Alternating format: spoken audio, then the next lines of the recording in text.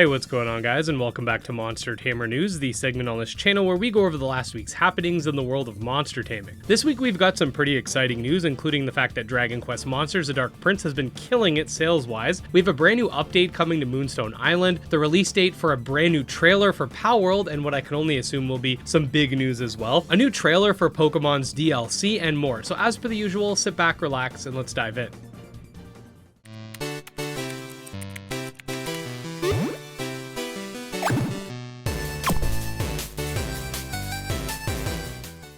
Okay, so first things first, as mentioned in our video that came out a few days ago, it seems that the sales numbers for Dragon Quest Monsters: The Dark Prince for the first week, at least in Japan, have absolutely been crushing it, which honestly is a good sign for the future of the series. We already went over this in our video discussing it earlier this week, which will be linked below, but the game sold over 346,000 copies in Japan alone within its first week, which is more than double that of Shin Megami Tensei 5 and Dragon Quest Treasures, and even beat out Final Fantasy 16 by a sliver. I'm really interested to see what the worldwide numbers are, but just based on what I've seen with the game receiving a lot more coverage and a lot more attention from the Western monster taming community than Dragon Quest Treasures did, I do have a good feeling that the game's been selling pretty well overall. Here's hoping that we get some sort of remaster for Terry's Wonderland or any of the other games that never came out in the West on Switch for an international audience. That'd be dope. The Pokemon Company put out a brand new trailer in preparation for the upcoming Indigo Disc DLC for Pokemon Scarlet and Violet. The trailer itself showcases some more areas and heavily focuses on the fact that there will be reoccurring Pokemon from previous games that have otherwise been snipped. I've already discussed my thoughts on the upcoming DLC in the past, and I'm not particularly interested in it, but nevertheless, if you are, which is totally fine by the way, it's okay to have different opinions, it will be releasing on December 14th, which is just a few days from now. So the Palworld developers recently put out a tweet announcing that we will be getting a new trailer for the game on December 18th at 9 a.m. Eastern time. This seems very significant for a couple of reasons. Number one, and I could be wrong about this, but I don't recall them ever announcing a trailer like this before, especially weeks in advance. And number two, the game is supposed to be coming out next month in early access. We have not received a release date, but just that it's coming out in January. And because of this, coupled with the fact that it does seem to be a very important piece of news, hence the marketing, I can only assume this will be some sort of release date trailer for the early access launch of the game. I could be wrong, only time will tell, but I'm really excited for this and the release in general. We got a new PAL deck this week as well, which I've been showcasing on screen.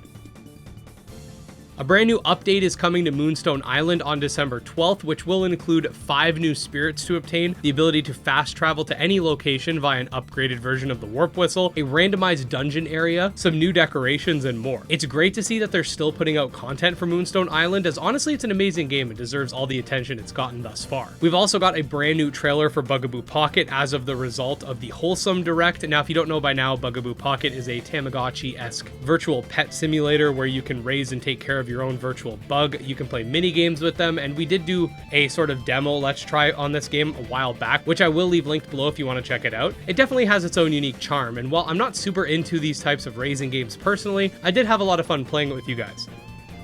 Okay, next up we got the rapid fire news for the updates that don't require lengthy explanations. First of all, we got a brand new move animation for Disc Creature's World that looks intense. We've also got a really nice loot drop animation for Aethermancer. This game just looks amazing. Some new move icons for Gremlin's Tail, a new Sentius for Sky Climbers. We got a small update for Anode Heart that brings forth some bug fixes and booster packs that can be obtained through fishing. And last but not least, we got a new and improved look at the Ghost Mode power-up for Mythcaller the Nightmare Shaman.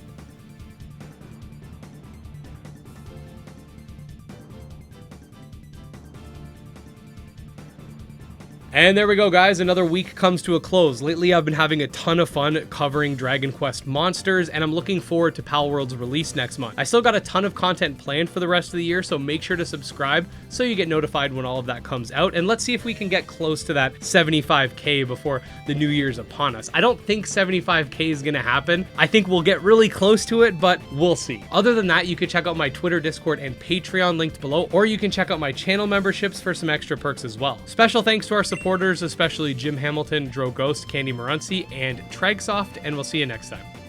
Peace.